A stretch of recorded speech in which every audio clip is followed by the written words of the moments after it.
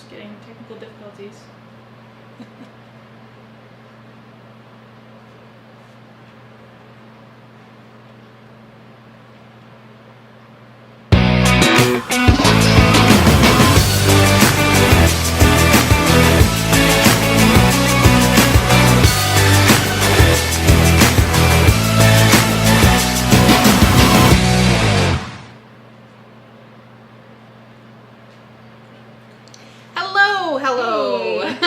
Welcome to Babes with Books.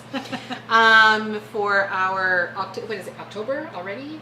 Yeah, Feels like the middle of October. Feels like December. It's terrible. It's snowing out. Yeah. I don't know where you're watching us from, but it is cold here. So we are coming to you live from Pandora's Books and Tea in Olds, Alberta, and tonight, for those of you who were expecting a multi-author event, we apologize. We had some cancellations of our scheduling difficulties with our authors, but never fear, we are still here to talk to you about books. We are planning on talking to you about what we love and what we hate, some of our favorite books of all times and some of our most hated books of all times. We might make you guess. I hate using the word hate. I'm okay with using the word hate. Sometimes you just have to hate a book. But we're going to tell you why we love and hate those books. And of course, this is open to discussion because some of the books we hate when some of the books we love might be controversial. So I will remind you that we would love to hear from you. We are watching our feed. So if there's any questions or comments or things that you just want us to let everybody know, then please comment on our feed and we will try and catch them as soon as we can. I guess to start with, Maia couldn't make it today, unfortunately, so she sends her regards, but maybe she'll be joining us online, so I'm sure she'll have some piping up to do as well. So I guess we'll start with, maybe we'll do like one book we love and then one book we hate. So, it's fuzzy, it's warm. Let's start with love tonight, because what the world needs now is love, sweet love. Yes. So, tell me a book you love. What do you love? Well, I have to say, I couldn't find a copy. I should have brought some from home because my husband keeps trying to throw them out and I won't let him, but I love Nancy Drew books. So I have my hardcover Nancy Drew books that I got when I was a kid. I don't revisit them. I should read them. That's his argument, is I don't read them, so why do I have them? But they have a very special spot. You should have asked that tall, handsome man that works at Pandora's. He might have been able to find some Nancy Drew books. Yeah. I hear he's pretty handsome. Yeah. But I think he's taken. So, sorry, ladies. Yeah.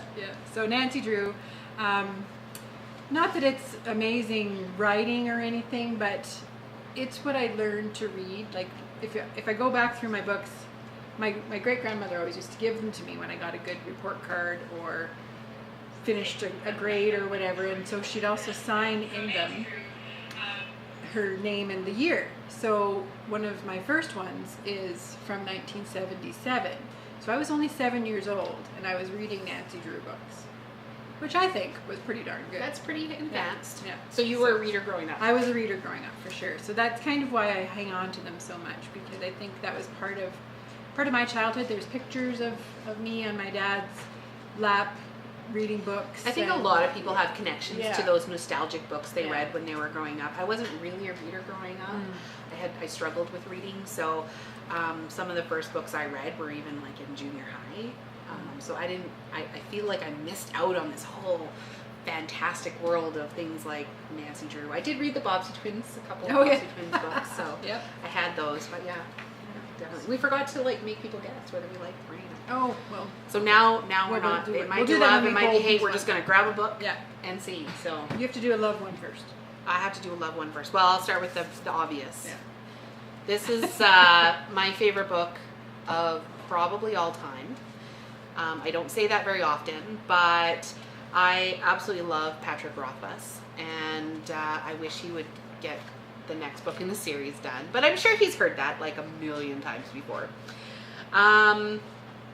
So the reason I love this book, Name of the Wind, is about a man that he has become quite famous, but he starts out not being so famous, and he's kind of hiding from the world in this bar, and we find out his story. And so he's growing up, and it has magic in it. It has, he goes to university for magic, which kind of fills my like love of everything Harry Potter. So I liked that whole concept of magic university. But I think what I loved most about this book was just he was a musical performer in the book, and the writing reflected it. Like I felt like I was listening to music as I was reading this book. So I felt it was a very poetically written, and it really pulled me into the story. And I don't normally read for that reason, for the language, but this one and the series that follows is definitely one of those. Well, I have it on my list because you've recommended it for sure. Well, get on it. Okay. All right. So we're just going to pull out a book. Pull a book. People have to guess whether we love it or hate it. Yeah. Okay. Or you have to guess. I'll guess. Okay. I'm going to hold up John Grisham, The Client. Well, John Grisham's pretty popular amongst the world. And Shawna, I'm not sure. I'm going to say you love it. Well, I thought I would love it because I really enjoyed the Firm movie. So I thought, oh, I'll read one of those books. And this one happened to be around at home or something. I can't remember where I even got it from, but I just grabbed this one copy off your shelf. But I thought for sure I would love it. And yeah, no. I'm not a fan of lawyer books. So what was it about it that made you not love I it? think that and you'd think I would because it is a character kind of, like he writes about the characters in the book, so I'm a character person, but I don't know, I just found it kind of boring. Just didn't seem to appeal to me. And I don't even watch those law shows that like people always. So was it the pace? Maybe about. you need more fast-paced books. I don't know. So we're going to talk a little bit later or throughout about why people love and why people hate books. I have a theory based on a course I took in library school. Of course. But so that was a hate. Well, not hate. I didn't hate it. I just didn't like it. I did finish it, but I was like, nah, I'm not reading another John Grisham book. So I do not read John Grisham books. Do we have any comments on that? While she's looking, I'm going to pull out another one. Another really popular book, 50 Shades of Grey. Did I love it? Did I hate it? It's really popular. Do I look like I like popular? I do like pop music. What do you think? Love it or hate it? I think you're a typical girl, so you loved it. Ha! Ha! You don't know me at all. I hated this book. I read it. I read the whole thing though. Normally, okay. So do you finish reading books when you hate them? I do. Yeah. But well, I did. When you but started, you have to finish it. Or? I have not. The past 2 years, if I don't like a book, I. Is it because I told you that you only have so many books to read? Exactly. Yes. You scared me. I know. I scare a lot of Terrible. people. So think about this. Think about this, okay? If you're, let's just to have round numbers. Let's say you can read 20 books a year. So think about that. You probably read more than that. Some of you might read less, but let's just take 20 as a nice round number. And I'm 40. I'll admit that. So I got about 40 more years left in me, maybe. So then you do the math. 40 times 20. It's not enough. 800 books left in my life to read. 800 in my entire life. Yeah, makes you be a lot more choosy. And you lost part of your life to that I book. lost part of my life to this book. So I did read this book because I'm a librarian, and I felt that I needed to know what the hype was about. And there's so many people that love these books, and so I was like, oh well, let's read it. I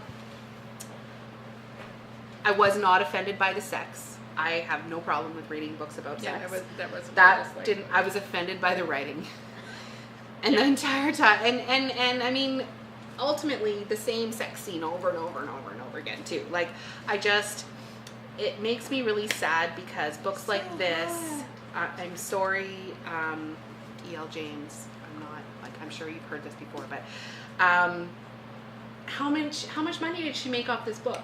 And then, you know, people that are writing and refining and working so hard to get published in this world are not getting through, and that this stuff is. So it makes you wonder, like, do you just sell out and write trash, or what?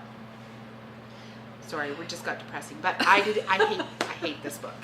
I hate that book too. I thought you said hate was a strong word. I have to say I hated that book. I thought you said hate was a strong word. I know, but I hated that book. Just made Shawna hate something. I did hate that book. I did read the whole thing too, because I had to see, does it get better? If you loved this book, we do not hate you. No, I love you still.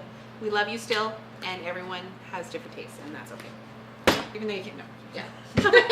Sorry. So have Desmond says that he and his dad like Clive Cussler. Who was right behind us. Yeah, I actually really like Clive Cussler. Where is he? I don't know. We can't find him right now, but he's behind us somewhere. Here he is. Right on my head. So, Clive Cussler, we'll ask you to comment, if you can, Desmond, of why you like Clive Cussler.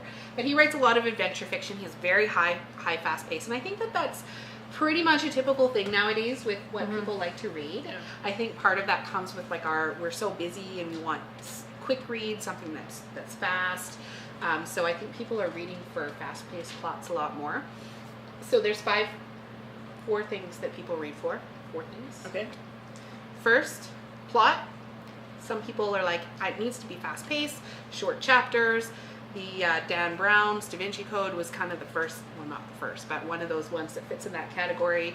You can read it quick, and it's really interesting the entire way through. Then there's setting. Some people really like rich settings. They like books that are set in specific places. Those are the people that read for setting. There is language, so people that like Name of the Wind would probably read for very poetic reasons. They like stuff that is really well written. And then character is the last one. So lots of character development. You want to know what happens to the characters, and you really get disappointed when bad things happen to the characters. So those are the 4 things that people typically read for, and everyone reads for something different or a combination of. And if you think about the books that you loved the most, you'll kind of figure out what you like. And in librarian school, they tell you should find that out, because a book that I like, when someone asks me what have you just read that you loved, I don't feel comfortable saying, here, you should read this, you love it, until I know what they like to read, because everyone reads for different reasons. So Name of the Wind I loved because you'll be able to tell at the end of the night what we read for. So this one I liked because it was very well written and very poetic. This one I did not like because it was terribly written. I don't know. This might be a theme. Could be. Okay. Whose turn is it? Mine. Okay. Hunger Games. Hunger Games. You loved it. Yes, I did. How can you not? Exactly. I loved it too. Yeah. Compare this to that. I mean, really. So why did you love it? I like the fast pace. I love the characters. They were just like Katniss's strong girl character was like this is the book that I wish someone would have had for me when I was young, right? Like when I was a preteen and teenager, because this would have been a really inspiring. Would it made you love reading more? I think so. Yeah. I love books like these because they're really getting some of those kids that would not pick up a book to pick up a book. Yes. Yeah. And they're criticized. Like this one has been criticized for its violence a lot. Yeah. So do you think we need to protect our kids from reading stuff like that? No, I think we need to have conversations about this stuff and reading things like this, and having the parents read it too, because I read it when my kids read it actually, and having conversations about did that scare you? What did you think of that whole dystopian society stuff? And it started great conversations between my daughter and I about this book. She begged me to tell her, because I got finished before she did. She begged me to tell her what was happening. I'm like, no, I'm not telling people the end. No. So anyway, it was fun. It was really great experience to have together as well. So. All right. Well. Speaking of the young adult genre, Twilight, super popular. Love it, hate it.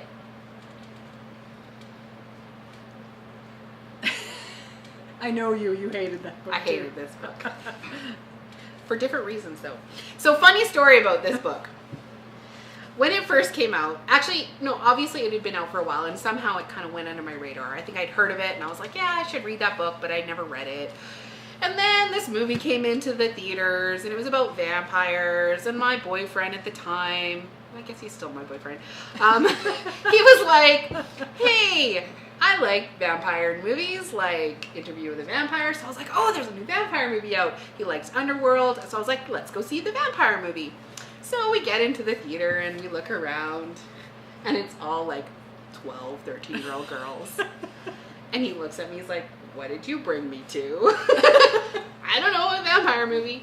Anyways, it was really funny because when Pattinson came on the screen, the whole theater went, oh my goodness! And Jason almost got up and left. But it was quite funny.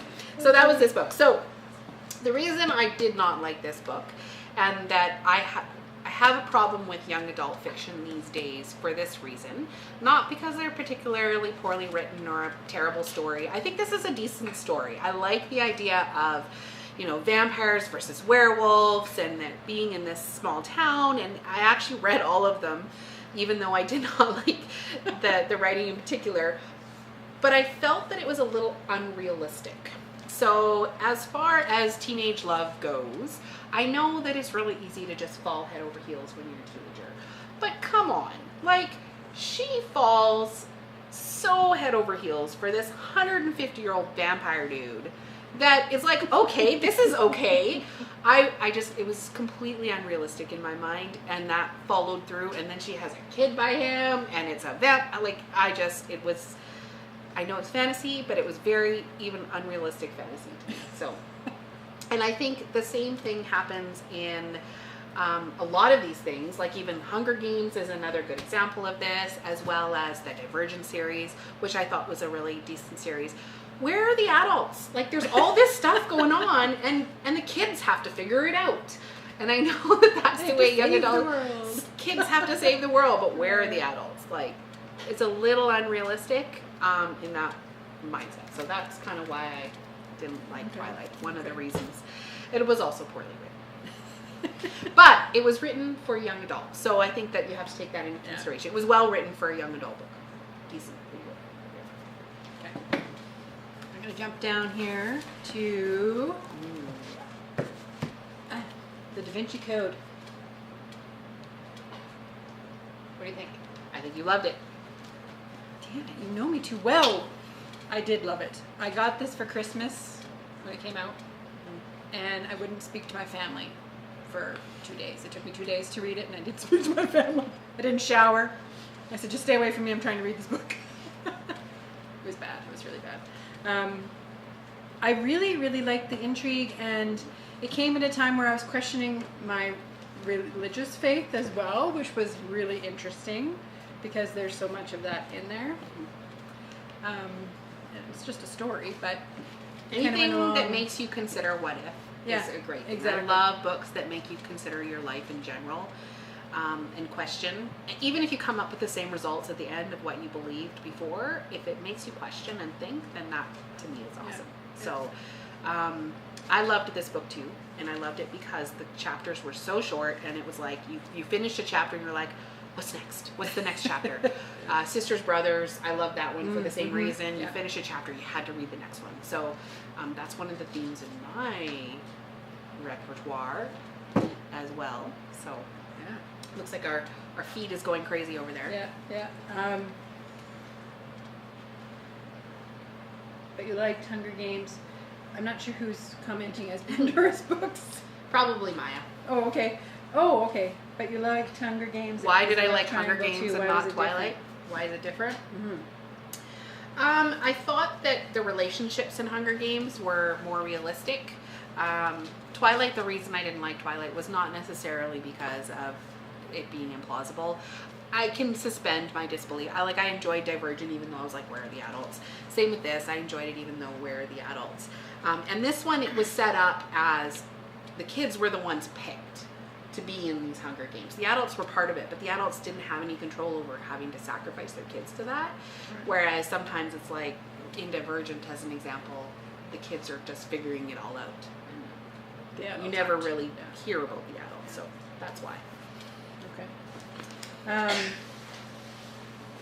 When Desmond says to give you the reason why he likes Clive Cussler, same type of thing over and over, and it always hooks me how he starts and ends it. Cool. Yeah, a good hook. Action. Yeah. So another one on my list, Ready Player One. Love it, hate it. Ready Player One. Sounds like a game kind of book, so you must love it. I love it. I'm such a super geek. I cannot wait for this movie to come out, and I hope that it doesn't disappoint me because I will cry. I love this book. I don't know. Now I'm like, do I like it more than Name of the Wind? I don't know. I don't think so, but so this is about a young boy who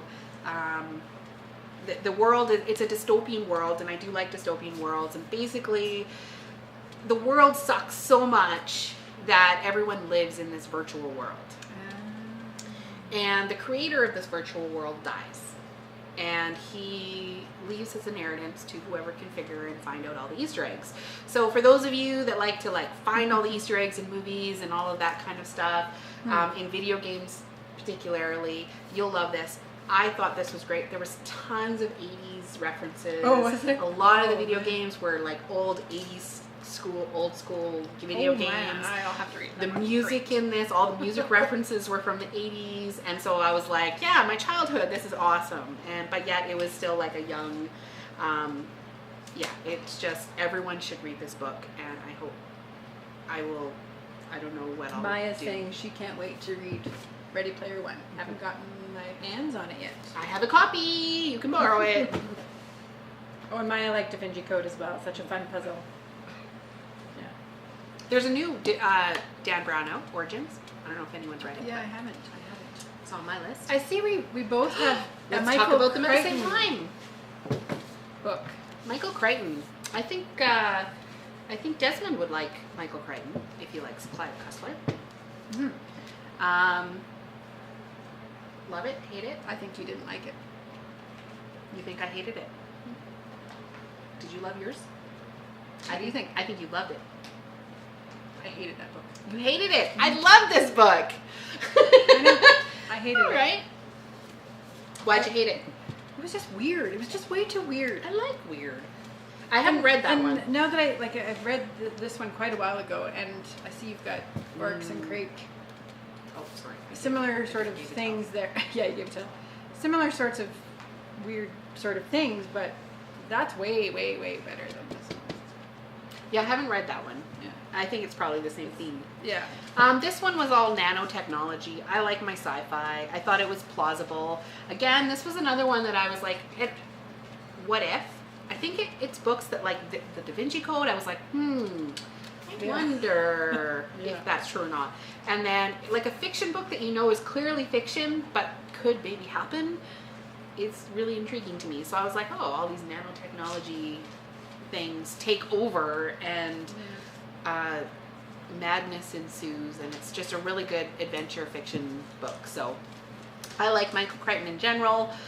He of course writes the Jurassic Park series, which I thought was great. They make good movies as well, and I think that speaks to how well he does his action adventure. So Michael Crichton, is he solar? I don't know. I shouldn't say. I shouldn't start rumors online. It's fake news. Still alive. Whose turn is it? I don't know, but I have these in front of me. Okay. So Margaret Atwood. I love you. If you are watching this, Margaret, I would be so honored. You're probably not, but maybe one day. She is one of my favorite. I'm not even going to ask you if I loved it. I loved this series, and in general, I like most of the stuff, especially the newer stuff that she's been putting out. So the nice thing about Margaret Atwood is that she puts stuff in her books that are like, they're most of the time they're set in the not too distant future. And all of the stuff in her book, she's researched. She has bibliographies in the back that says this is the research that's being done on this. So this is Oryx and Crake is about a dystopian society where a virus is unleashed and most people die, and it's about the survivors. And kind of how it got there. So then you get to the Year of the Flood, and it's the exact same story told from another character in the book, which I thought was genius. And then you get the final denouement, Mad Adam, which again is the same story told from yet another different perspective. Yet at the same time, you get completely different stories, and it progresses just a little bit more. So coupled with the fact that there was realistic, researched things that are happening right now that were in here, like meat growing on trees, that type of thing that you think, that's not real, but it's actually being developed right now. You can really print meat with a 3D printer, right? But solving the world, like you can see why these things are being developed, and then what happens, or her take on what might happen. And of course, Handmaid's Tale was written years ago, and everyone's like, oh, look at this new book.